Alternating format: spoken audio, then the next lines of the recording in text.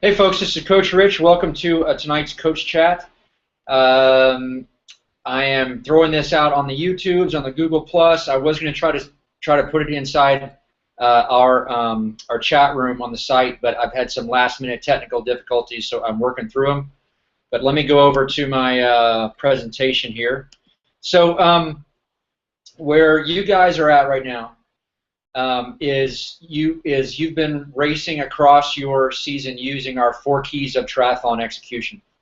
And so where you are, most of you have finished your racing season, and now you're starting to think about transitioning over towards our out season. At the same time, where I'm at right now is I've got one foot in getting people ready to race Ironman Wisconsin, which I just did, Ironman Lake Tahoe, which I'm leaving for tomorrow morning at 8 a.m.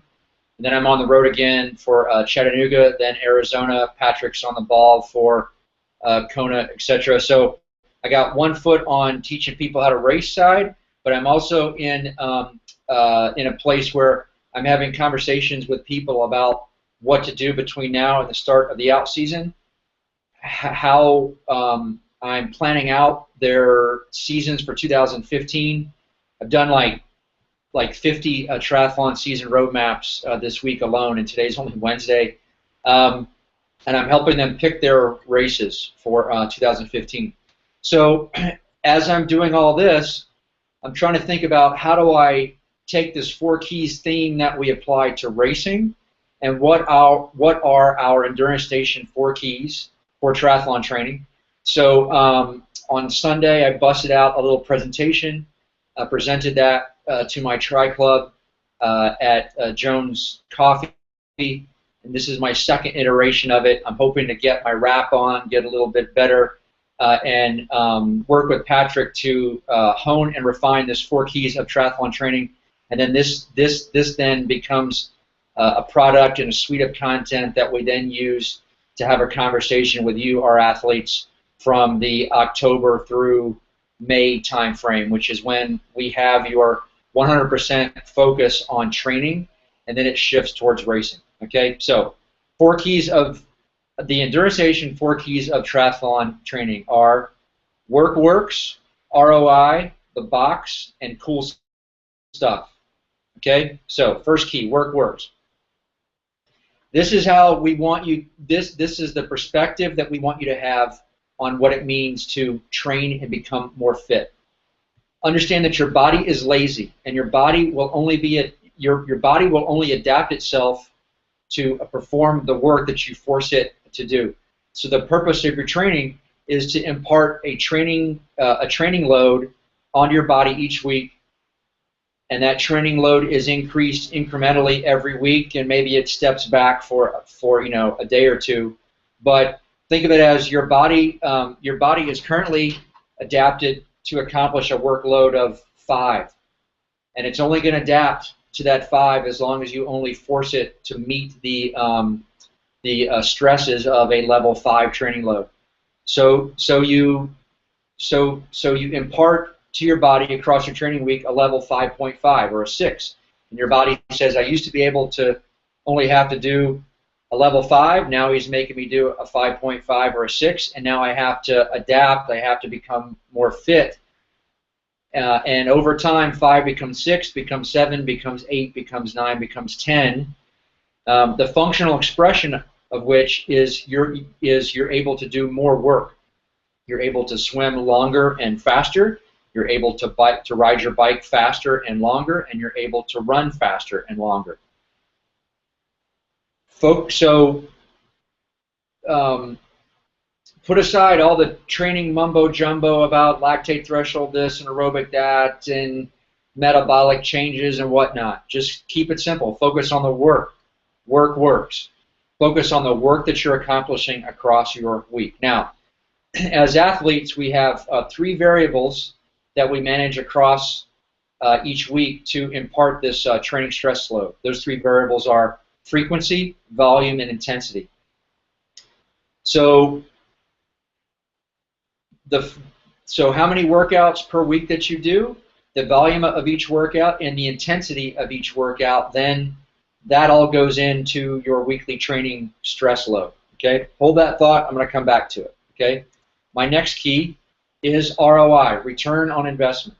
Okay, ask yourself, me as your coach, you as a self-coached athlete, you are a time investment manager. Okay, you're also investing you're investing your time, your headspace, your money, and your spousal approval units into the activity of training, and you take that vehicle that you build through your training, you drive it on race day. Ask yourself, as a time investment manager, or as a manager of fixed and limited resources, i.e. time, money, headspace, and spousal approval units, ask yourself, what am I getting on race day for each unit of those items that I invest? Okay? Ask yourself that, and then ask, can I get the same or better return on race day by spending my cost units differently? Okay? And finally, understand that the cost of those units are different across your training year. So a headspace unit that's applied so an example is a 3-hour ride in the dark before work in your basement in January is fundamentally different from a 3-hour ride outside in the sun with your friends in July before your race in August. Okay, those two rides are very different from the time cost is the same, but the headspace cost dramatically different. The spousal approval unit cost dramatically different. The lifestyle cost dramatically different. Okay, hold that thought. I'll come back to it. Next, my third key is the box. Okay, life gives you a box. Your family, your work, hours of daylight, your weather, all this gives you a box, and your job as a self-coached athlete and my job as your coach is to fit your training inside the box that life gives you. This is very, very important, okay? All of your training has to fit inside that box, and someone who has a larger box, the stuff that goes in their box is different from someone who has a smaller box. Okay, so we can't start to have a conversation about what training you should be doing before we identify the size of your box, and then once we know how big or small that box is, then we can talk about the mix of training variables, how we manage frequency, volume, and intensity inside that box. Okay,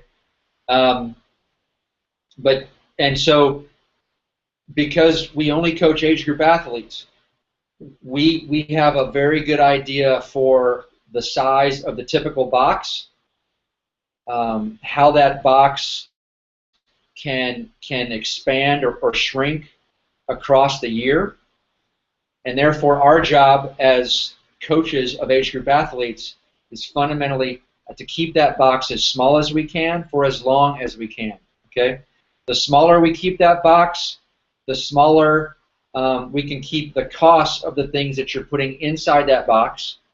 And since we're focused on ROI on race day, if I can lower your costs on the front end, then theoretically I can increase my return on investment on the back end, i.e. I can make you faster on race day, having spent less of your finite resources across your training. Okay. Now, let's now talk about how we put these three keys together. Okay. My keys are, again, work works, return on investment, and the box. Okay. Going back to the three inputs of my training week: frequency, volume, and intensity.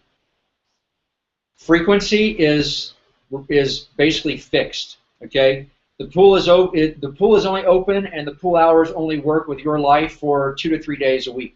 Okay, It's unrealistic for you, the self-coach athlete, me as your coach, to schedule you for typically more than 2 to 3 swims each week. Therefore, I can't really. Okay, so that's swimming. Cycling, 2 rides a week, easy. 3 rides a week, no problem. 4 rides a week, the admin of cycling starts to bump up against itself once we get over 3 rides per week, i.e., by the time you change into cycling kit, pump up your tires, maybe you have to ride 10, 15, 20 minutes of surface street admin time to get someplace where it's safe for you to train. The cost of that 4th ride is typically pretty high, and it also starts bumping up against your runs and your swims. Running, 3 days a week, easy. 4 days a week, sure. 5 days a week, that run starts to bump up against the 4th and the 3rd run. 6 days a week, very, very difficult. So frequency is a basically very inflexible tool for us to manipulate to manage your training stress across your week. Training volume. Training volume is flexible in the short term, inflexible in the long term. Meaning, in the short term, I can dial that Tuesday run from 30 minutes to 35 to 40 to 45 to 50. But maybe once I start getting north of 50 to 60 minutes, then that run starts bumping up against the kids' breakfast in the morning, getting ready for work, driving to work. That 1 hour run, that 50-minute run is repeatable, but once it's repeatable with regards to its impact on other workouts. But once I get north of 50 minutes, then it starts then my Tuesday run starts bumping up against my Tuesday evening swim, for example. Okay. On the weekends, that very repeatable 2.5, 3 hour ride starts bumping up against my life and starts getting very costly and not so easy to do week after week when it gets over 3.5, 4.5, 5 hours. Okay, so in the short term, I can dial the volume of those sessions up, but at some point, that number starts bumping up against work, family, headspace, SAUs, etc. Okay, which leaves us with frequency, intensity. Intensity, given so within a fixed frequency of workouts and a fixed volume of each one of those workouts, the intensity within each one of those sessions is infinitely flexible. Okay, there are an infinite number of ways I can have you run 45 minutes. There are an infinite number of ways I can have you ride a bike for 3 hours on a Saturday. Therefore, for me as your coach of age group athletes, and for you as self-coached age group athletes, the appropriate variable that you should be paying attention to with which you manage your training stress across the week is the intensity of your fixed volume and fixed frequency workouts. All right? Now, let's then apply that to ROI. If the cost of my inputs is variable across the year, then I understand that the cost of my inputs in the winter is fundamentally different from the cost of my inputs in the summer. And typically, things are more costly in the winter, especially from a headspace standpoint. Okay. Therefore, the cost of each unit of time invested in winter activities is typically higher than that same unit of time invested in the summer. Therefore,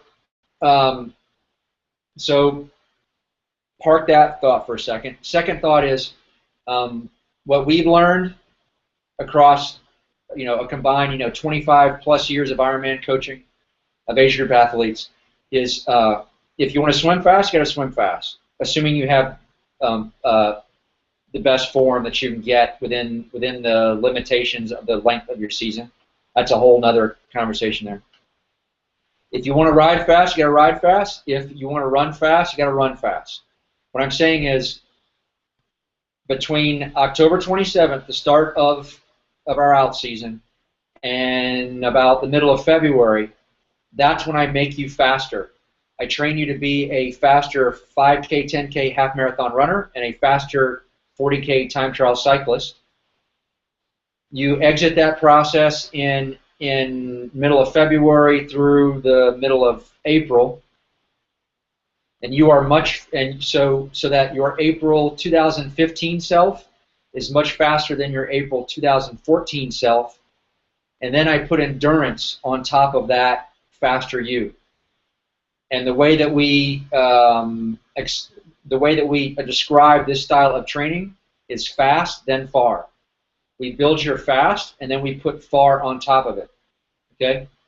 So from a coachy, racy, trainy standpoint, making you fast and then putting endurance on top of that is the way it is a better, more efficient way to do it.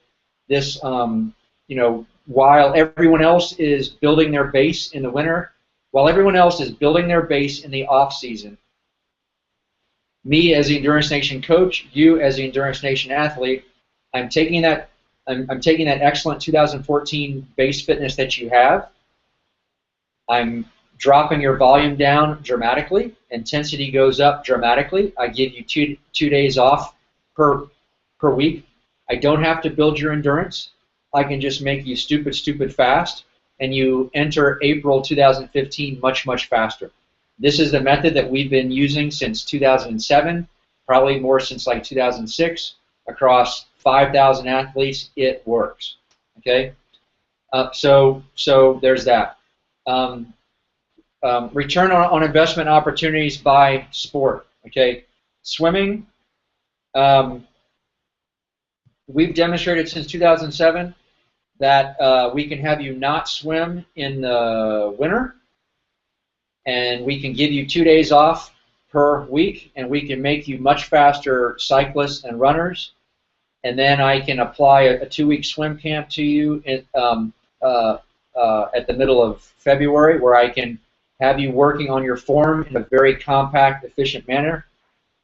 And then I can train you like a swimmer. I can have you swimming long and hard, or hard first, long second. And by having you not swim for that 14-week block, I make you a much faster runner, a much faster cyclist. You swim about the same, a little bit faster, a little bit slower on race day, but I've made you a dramatically faster triathlete. Okay. How it's typically done in the triathlon world is triathlon equals swim, bike, run. Ergo, I must swim all the time. Back in 2007, Patrick and I stepped back and said, given the fact that a unit of swim time invested in January is very different from a unit of swim time invested in July, what are my returns on race day for that 30 minutes it takes someone in January to pack a bag, drive to the pool, swim, shower, get changed, drive to work? That's about 2 hours times 3 days a week equals 6 hours. What exactly am I getting out of that investment in January? What am I getting out of that on race day? And is there a better, smarter way to invest that 6 hours, or not invest it and just have you not do anything? That's the question that we asked ourselves in 2006, 2007. So that's why you guys don't swim in the out season. Strength training. It's all about specificity. If you want to get good at a thing, do that thing. If you want to ride a bike faster, ride a bike fast. If you want to run faster, run fast. Or run frequently, run often. Run long. Run easy, run hard. Just run. Strength training, what you're doing is you're packing a bag, driving to a gym. You are making, let's take leg press, for example. You are putting yourself on a leg press and developing leg. So you're spending X amount of time making your legs good at pushing up weight on the hope that that translates into pushing pedals harder, longer, and faster, and running longer, harder, and faster. Doesn't it make sense that if you want to get better at a thing, do that thing? Isn't it more efficient to just do more of the thing that you're trying to get better at? Now we all have our own strength training is generally a good idea for middle-aged athletes like me. Your personal goals, you don't want to get fired as the designated pickle jar opener in your house. I get it. But with my job is to make you a faster triathlete. And in my experience, you doing a traditional strength training is not the best investment of your time. We can have a whole nother conversation about core work, about other stuff, but I would just like you to apply this ROI lens to the topic of strength training. Finally, I want to talk about long rides. The reason why you guys do, why our Ironman athletes do a very focused, very challenging, 3 to 3.5, 4 to 4.5, maybe a handful of 5-hour rides, rather than week after week after week of 5 and 6-hour rides, is because Rich and Patrick did those 5 and 6-hour rides in the day. Okay, back in the day, Coach Rich was on his bike at 6 a.m. on Saturday, would bang out 120 miles by noon, would park my ass on a couch for 6 hours. I would repeat it again on Sunday, and while I was a fast cyclist, I can't say that that my speed on the bike was commensurate with the amount of time that I was spending on a bicycle. So what we found is I can have you do a very focused, targeted 3.5 to 4.5 hour ride. It's an excellent endurance building session, and the ride is short enough. I think it's funny that only in the Ironman world is 4 hours of anything not long. Okay, a 4-hour bike ride is a friggin' long bike ride. But by keeping it between 3.5 and 4.5 hours, it is an excellent combination of make you faster intensity with endurance building volume. All right. So when we apply the ROI lens to the long ride, we ask ourselves, if I can achieve the same or better training effects with a 4.5-hour ride that I can with a 6-hour ride, then why would I ever spend an additional hour and a half of your time, headspace, spouse, and SAUs every Saturday for 4 Saturdays a month equals 6 hours a month? Yes, 6 hours a month times X weeks is what exactly am I getting out of that investment, and can I achieve the same or better results by spending less of your fixed inputs? Okay. The box. Rather than, so we keep your training volume as low as we can for as long as we can, so we can keep you focused on making yourself much faster, and keep your head out of a space where you think you're training for your AAA race for months and months and months. You're not nickel and diming your life, your lifestyle, and your family week after week. You're not nickel and diming for, rather than riding 3.5 hours, I'm going to bump up against my box and ride 4 to 4.5 hours. No, you can keep it to a 3.5 hour ride that is that fits within your box week after week. But then you're banking all those spousal approval units and lifestyle units so that you can spend them with targeted, efficiently placed, high volume pops closer to your race. In our Ironman training plans, we do this in weeks 15, 16, and 17 of your 20-week Ironman training plan. So when I load up your training plan, I'm only having you do the last 12 weeks of our 20-week training plan. Week 15 is a race rehearsal / camp week. What we've done is Patrick and I do Ironman training camps on the Ironman courses, and these are high volume camps. And in your training plan, we've duplicated that training camp schedule so that you can get that high volume pop by rolling your own training camp at home. So that's in week 15. Week 16 is an excellent high volume opportunity, and week 17 is a second high volume training camp opportunity. So what we're saying is keep your volume tightly inside your box up until about 5 to 7 weeks out from your race, and then explore fun opportunities, epic training camp opportunities to go really big on your training for a couple 2 to 3 targeted high volume training weekends inside that last 5 to 7 weeks of your training. Okay, so those are some thoughts on combining my first key, which is works. Second key is ROI, and third key is the box. And now you're wondering, Rich, what is Rich's fourth key? Rich's fourth key is do cool stuff. Okay, I can't say the word I want to do because this is going to end up on YouTube. But do cool stuff with your fitness. Okay, you as an Endurance Nation athlete, you are building a very big cool stuff vehicle, which is called your fitness.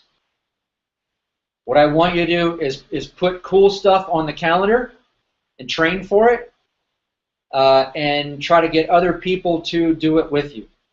Cool stuff can be any combination of races, epic training weekends, crazy ass rides, crazy ass runs, something that is fun, that will motivate you, that will hold you accountable, and will have you focused on your goals in targeted and focused 8 to 12 week intervals across your season. Okay, so back planning from your race day. Ironman athletes, I don't want you're not training for your race until you're 12 weeks out. Half Ironman athletes, you're not training for your race until about 8 to 10 weeks out. Up until then, you've got cool stuff on your calendar. You've got 5Ks, 10Ks, half marathons. You've got an epic century. You've got a local time trial series. You've got short course races. You've got a half Ironman if you are an Ironman athlete. You've got cool stuff on your calendar, and you have a list of targeted goals that you're going to focus on for 8 weeks that lead you and develop your fitness and keep your head relaxed and focus on this week 8 cool stuff goal.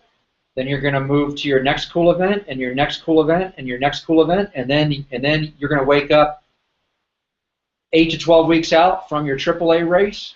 You're fit, you're motivated, you're not burnt out, and your head is in a very good place. And now you can then buckle down and focus on building that far on top of your fast. You're gonna batch any high volume opportunities, let's call it, to be inside that week 14, 15, 16, and 17.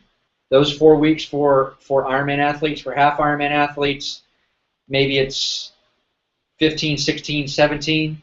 Week 18 is your final race rehearsal. Then we have you peaking, and then race week. Okay, so those are my 4 keys. Okay, 4 keys are works, return on investment, the box, and cool stuff. Okay, now of course there are many side conversations that we can have inside these 4 keys. What I'm hoping is that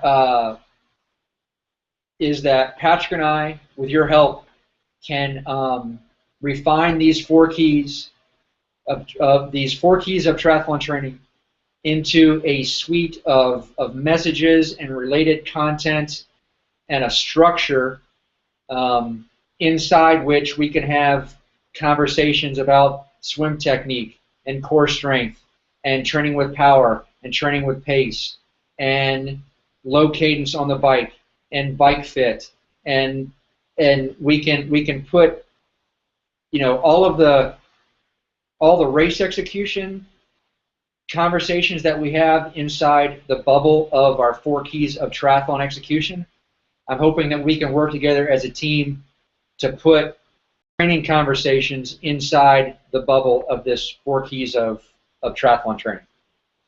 And that's it. Wow, I've been talking for like 33 minutes. So, folks listening on the podcast, I'm stopping the podcast here. My little commercial. Folks, check us out at endurancenation.us. Click on the Join tab, create a free 7-day trial. Come on inside, check out how we work with our athletes. I will create for you your own customized triathlon season roadmap. Patrick will call you and answer any questions that you have about our team. You'll be able to check out everything that we built for our athletes inside, but most importantly, you'll have an opportunity to observe, participate, and ask our community about their experiences with us as triathlon coaches and a triathlon coaching organization. That ends the podcast portion. So I'm still on video, and so I'm hoping that my team has queued up questions so I don't look like a dork talking to myself on YouTube. So let me see what I got. Okay, no questions in the chat window, and I got no questions on Google+. So, okay, so I'm going to call it that 30 minutes is enough. I'm going to pull the plug on this thing. I'm going to process it, and I'll get it out there, and hopefully this will be the first iteration, the first presentation of what will be a game changer for our squad. Okay? Thanks, folks. Bye.